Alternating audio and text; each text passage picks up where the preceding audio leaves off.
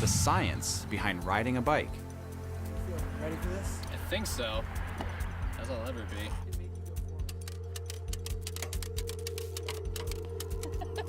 Making new material from mushrooms. My hope is that this will become a globalized industry. Perfecting photosynthesis. There are definitely some changes we can make in the photosynthetic process. Funding for this program is made possible by the Corporation for Public Broadcasting, Sue and Edgar Wachenheim III, and contributions to this station. Hi, I'm Mike Zeman. Thanks for watching SciTech Now. According to a recent survey, 6% of adults in the United States don't know how to ride a bike. We're about to introduce you to one of them. Not only that, we're going to use science to help him learn. Here's producer Bill Hallman. Riding a bike is easy. You probably learned how to do it when you were a kid. But what you probably don't know is that explaining the science behind riding a bike is pretty hard to do. In fact, it took scientists up until a couple years ago to really figure out what was going on. That's when they came up with this. It's a complex mathematical formula with 31 numbers and characters and enough sets of brackets to give you nightmares. It took scientists from 3 countries more than 3 years to come up with. Translation: inertia plus gyroscopic forces plus the effects of gravity and centrifugal forces equal body lean and the torque applied to the handlebars. Simpler yet, if you don't pedal fast enough to keep moving while keeping the bike straight, you fall. To conquer the equation, we turned to our intern, Matthew Gary, a journalism major who's never successfully ridden a bicycle.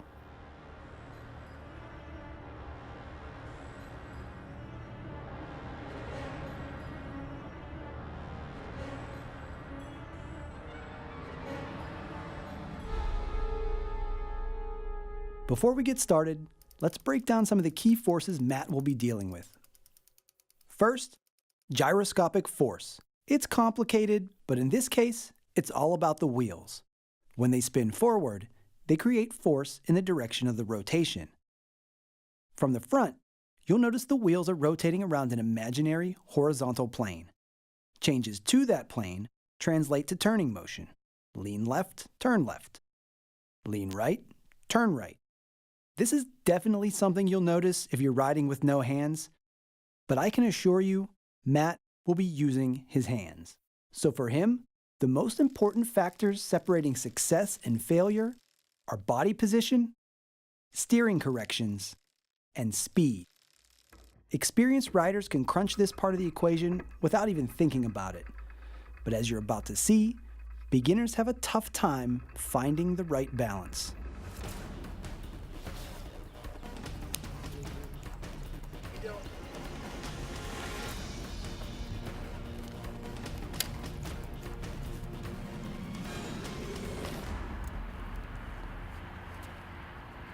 How you feeling? Ready for this? I think so. As I'll ever be. What foot goes first? Whatever you're comfortable with. Okay. Whichever one can make you go forward.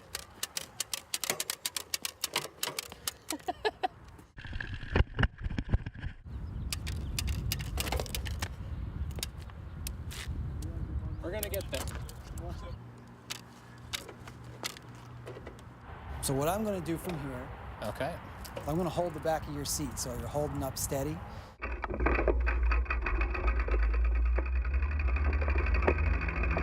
Keep pedaling, pedal forward. He's holding you up. So, yeah, I got you.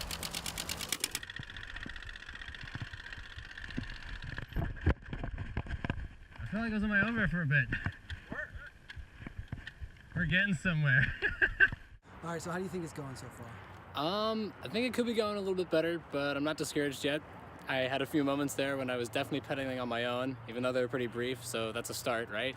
The kind of natural bit of fear whenever you feel yourself tilting over that's kind of hard to overcome, especially whenever you're trying to keep balance.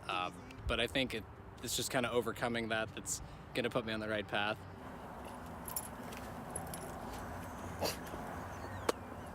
It's on backwards. Oh.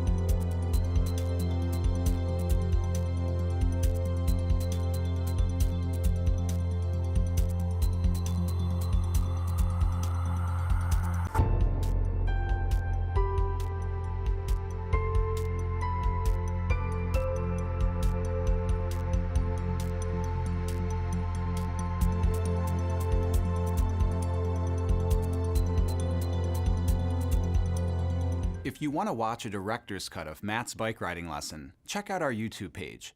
We'll also post an extended version of our interview with him.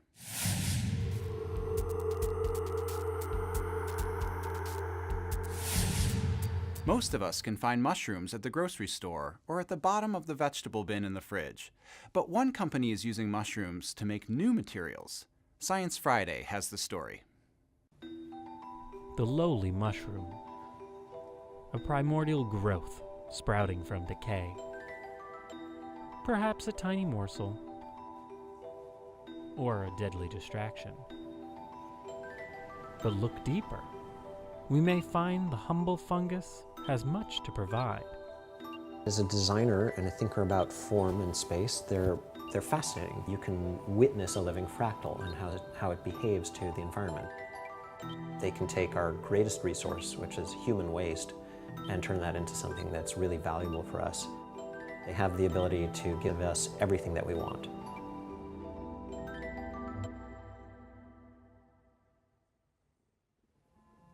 This is Philip Ross, and he's the Chief Technology Officer of the San Francisco-based startup MycoWorks, a company seeking to harness the powers of fungus.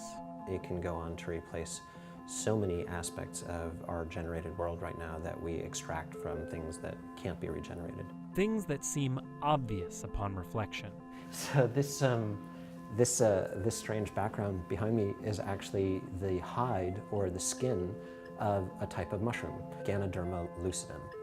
This is a traditional type of fungus that has been used in medicine in Asia for millennia that we grew at MycoWorks. And this behaves and acts a lot like animal skin. So this is really the starting point, is imagining it as leather. This takes 2 weeks.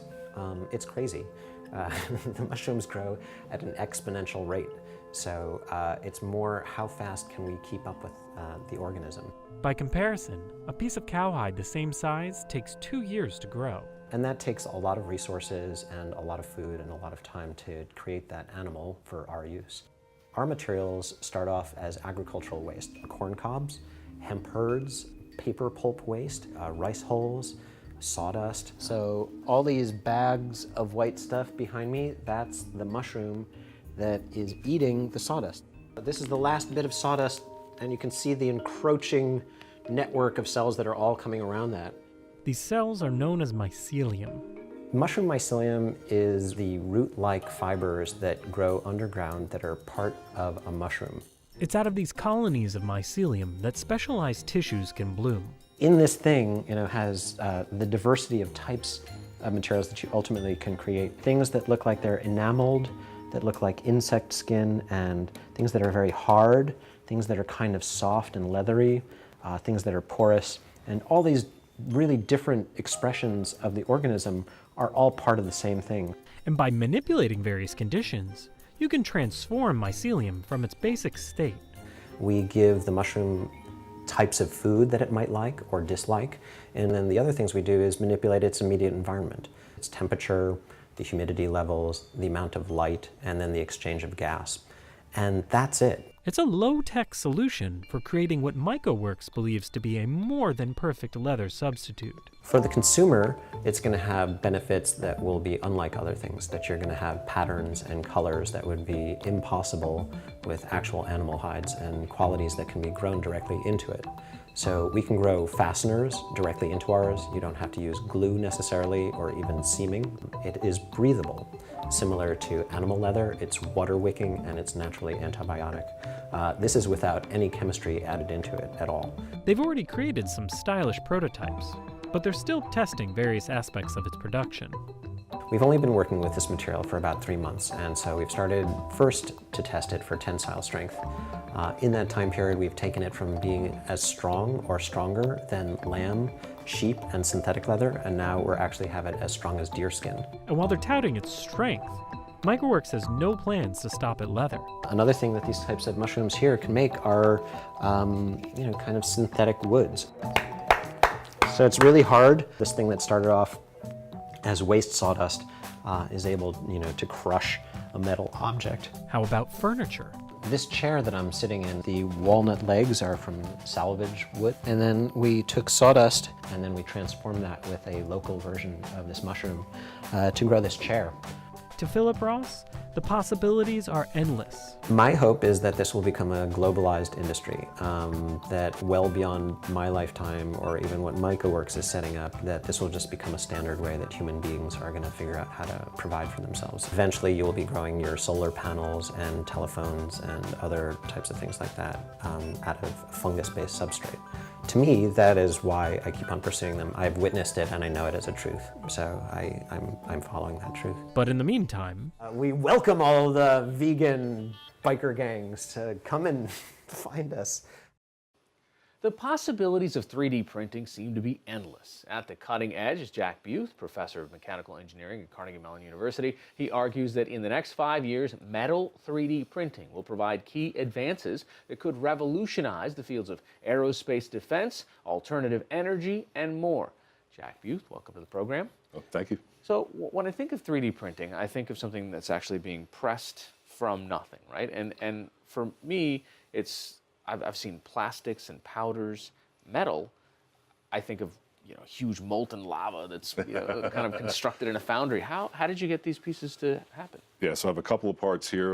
The way that the metal parts are fabricated, it's very similar to the way that polymer parts are fabricated in the maker machines. A lot of people are acquainted with those. Essentially, you take a three-dimensional shape and you divide it into very, very thin layers.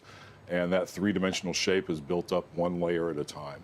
And what's different with the metal processes is you're building up metal layers, and that's being done by taking a laser beam or an electron beam and moving that over powder and locally fusing the powder to create a two-dimensional shape, which is then used to build the three-dimensional shape, again, one layer at a time. So you are melting, so to speak, at whatever temperature that laser is, but it's not the type of metal work that we're all familiar with. Yeah, in fact, this is done at a very, very small scale. We're talking about a melt pool.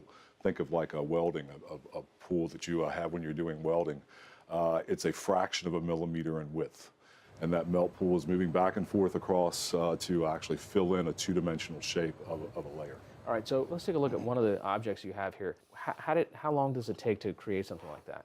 So something like this is on one of our machines is about 2 to 3 hours. Now you can gain some productivity by having multiple parts within the build volumes. Well, from the outside, it looks like it could be blades of a fan or something, but when you turn this it is around, an impeller, is what they call it, right? And in fact, probably your hair dryer has an impeller in it. Impellers are used to move air. Yeah. And yes, if you look at it from the outside, you will say, well, that looks like a traditional design. We use this in some of our training courses. With 3D printing, you can embed three-dimensional cellular meshes. And those cellular meshes, it's like a honeycomb for bees' honeycomb in that it's strong and it's stiff, but it's very light. And so they may look like they're solid on the outside, but it's really just a shell, and then you've designed in a three-dimensional cellular mesh on the inside to give you the properties that you want. So you guys, of course, all good engineers have to come up with top 10 lists of where this could change the world. And I noticed high-performance racing cars was on top of this list. How is that possible? The original adopters of this, in fact, the lead adopters are the aerospace industry, particularly the jet engine companies. GE is leading the way there. But over the past, in fact, originally it was aerospace, and then also medical implants, knee implants, hip implants, making customized implants. But over the past year, things have broadened substantially. So we see every type of company that makes metal parts is now interested in 3D printing. And the automotive industry is really the next one to start adopting the techniques. Because the lighter the car, the more fuel efficient it is. Well, usually there's a cost advantage if by using 3D printing, you can create a part that you can't make by traditional processes, particularly if it's something that increases the performance of the overall system. Mm-hmm. So an example of that would be GE has created a fuel nozzle for their jet engines. The fuel nozzle is used to be 20 parts, now it's one part. It's one 3D printed part. But the key point is by redesigning that fuel nozzle, they made the whole engine more efficient. And in the jet engine industry, making a jet engine more efficient is the key thing to selling it. When you said hip implants and knee implants, so there is a future not too far away where if you get one of those replacements, it could be customized to exactly what you need versus I'm getting this part put in. Correct. So you could have a customized implant And another thing that could be customized is the fixturing that's used to hold the bones in place, for instance, while the implant is being installed. And if that's customized, then it's much more likely that the surgery is going to be effective and successful. We're not going to have 3D metal printers in our garages anytime soon. I mean, this still seems industrial scale. You still need a bit of infrastructure, but think 5 years out, 10 years out. 3D printing of metals will be all over the place, except one caveat to that is that you're dealing with very fine powders, and so you have to be very careful. Some of those powders can be fire hazards or explosion hazards, and it's not good for your lungs, so they're inhalation hazards. So these are industrial processes, but it's very realistic that you could have, for instance, if you go to an automotive parts store, you could order a part, and there would be some maybe regional place where they can 3D print your part and get it to you by the end of the day, for instance. Wow, that's fantastic. So is there an industry that you see that won't be affected by this? I mean, it's basically, if it has metal in it, there's a chance it can be customized. Yeah, so at our next manufacturing consortium, our next manufacturing center at Carnegie Mellon, we have a number of companies that are supporting our research. And from everything we see, every company that makes metal components is at least looking at 3D printing. And the key issue is not to just look at the processes as they exist now, but to, again, look out 5 or 10 years and see where they're going to be. And each of those companies, and some of them may conclude, well, it's not really for the products that we make. Some may conclude, well, not now, but maybe in 5 years. But everybody's taking a very close look at it. So, you know, one of the questions you always get is this mix between technology and jobs. And as these new technologies come online, I'm thinking that the person who might be designing the old-fashioned fan that went into the hairdryer, the one that looked like this, right? The one that looked like that, from a solid part, that machine is maybe going to get replaced. But the worker that goes with that machine now has to learn kind of a different set of skills. So it's true that 3D printing can replace some things like what's called CNC machining, which is numerically controlled machining. You go, well, the person that does the CNC machining may go out of business. But it ends up that the 3D printed part also has to be post-processed, typically. So there's usually some type of surface finish work that has to be done on these parts. There's heat treating, there's something called hipping, which lets you close up pores in the parts. And it's just learning to, say, work on a 3D printed part in a post-processing mode as opposed to creating the entire part from scratch. All right, Jack Buth from Carnegie Mellon, thanks so much for joining us. Okay, thank you. What if we could increase the yield of food crops by improving photosynthesis? Stephen Long, professor of crop sciences and plant biology at the University of Illinois at Urbana-Champaign, joined Andrea Vasquez in a Google Hangout. Steve Long, thanks very much for being with us. Thank you. So for those of us whose memory from science class is a little hazy, can you explain what is the process of photosynthesis? Well, arguably the process of photosynthesis is the most important process on the planet. It's the source of all of our food, many of our fibers, and indirectly or directly, most of our fuels as well. So it's the process by which plants convert solar energy, sunlight energy, into food. And of course, it is the source of oxygen on the planet as well. Okay, so the plant is taking in the sunlight and using that to fuel its process to feed itself. Yes, I mean, technically it's taking in sunlight, using that energy to split water, which is then used to reduce carbon dioxide to carbohydrate. Wow, so it's taking in carbs just like we do, more or less. It's building carbs. Building carbs. So how are you proposing to alter this process of photosynthesis? Okay, so we've looked at the process in a lot of detail. And when we look at what our crops are doing, they are probably only getting about 10% of the theoretical efficiency. We think in theory that photosynthesis should be capable of capturing about 10% of the solar energy that it receives into food. But in practice, even our best crops are more like 1 or 2%. So there appears to be quite a lot of headroom there to improve it. And we've been looking at where we might be able to improve it in theory for some years now. And now we've begun to convert some of those things to practice. So what are some of the things that can be getting in the way of the plants really optimizing the sunlight they're getting? Leaves in the field are going in and out of shade. So they may be going in the shade of other leaves as the sun crosses the sky or wind moves leaves around. Leaves in full sunlight are receiving more light than they can use. And in fact, that excess light they have to get rid of. Otherwise, it becomes damaging to the leaf, rather like sunburn. Oh. So they induce a process called non-photochemical quenching. And basically what this is it's a change in the leaf that allows the leaf to get rid of the excess light as heat. The problem is when the leaf goes into the shade, and now it needs all the light it can get, it carries on converting quite a lot of that limiting light to heat. And it takes many minutes, even half an hour for the leaf to recover. So we mimicked a crop canopy on the computer to work out, well, what does this cost to plant? And the answer the computer came up with was, depending on the plant type and the day, something between 8 and 40%. So it's losing a lot of potential productivity. The next step was to then look at, well, are there ways we might be able to speed this up? What are the genes involved in this relaxation process?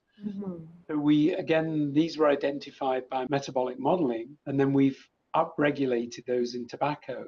We've now taken that to field trials, and the field trials over the course of the growing season showed us that by upregulating these genes, we could get between a 14 and 20% increase in yield. So would the crops that are altered in this way, would that be considered genetically modified?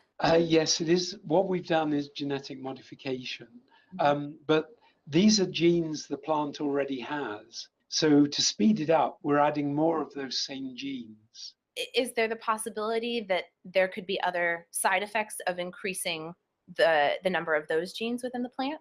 There's always that possibility. We've looked at the major photosynthetic proteins, and it hasn't affected the levels of any of those. The plants that were grown in the greenhouse and in the field appeared perfectly normal, just bigger. So in times of climate change, as this is really affecting sort of seasonal highs and lows and weather, can this kind of alteration be adapted to maximize our crop yields in times of fluctuating climate?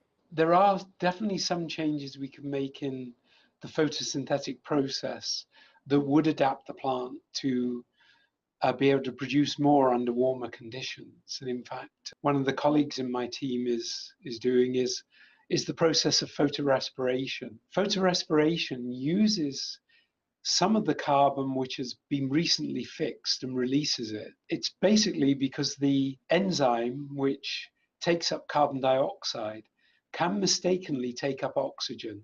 We think crops like rice, wheat, soybean may lose about 30% of their productivity through photorespiration. Those mistakes increase with temperature.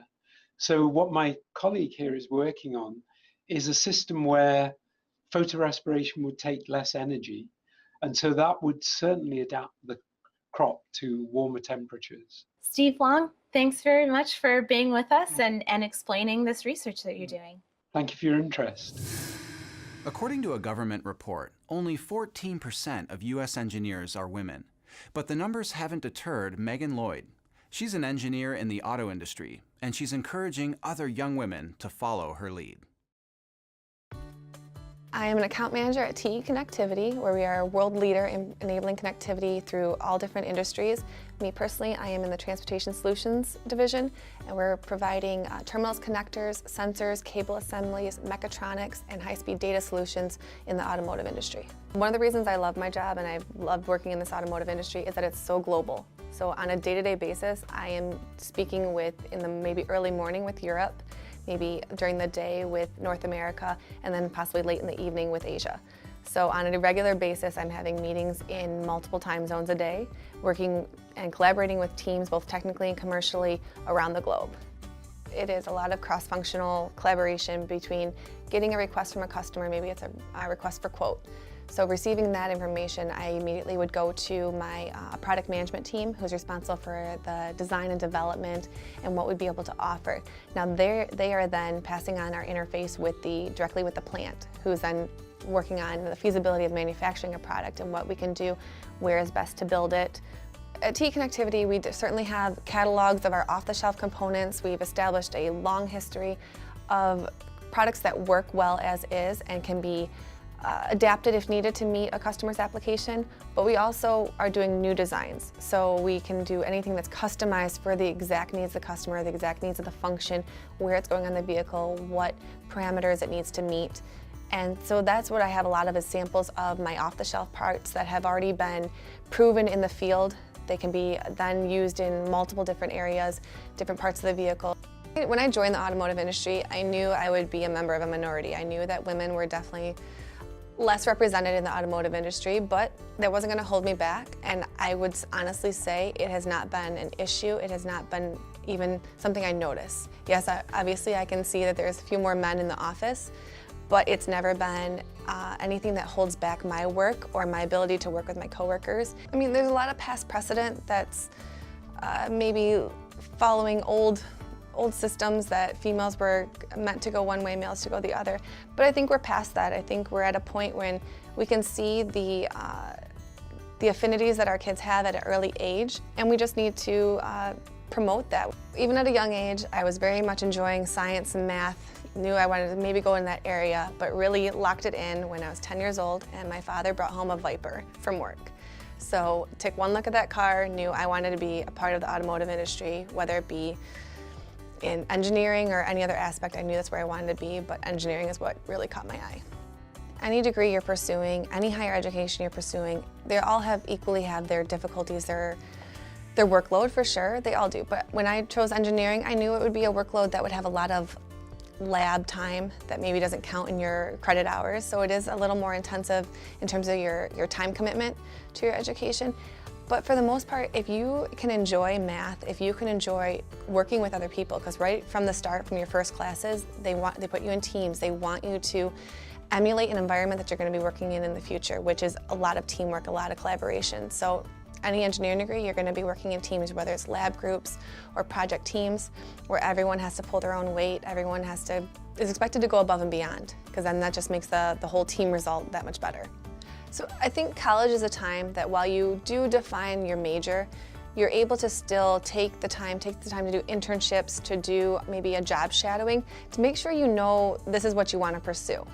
Automotive industry was great for me. It's what I knew I wanted to do. So immediately in college, I pursued an internship to be sure and to know what area of the automotive industry did I want to be. Did I want to be working with a supplier? Did I want to be working with one of the OEMs, one of the big three local here?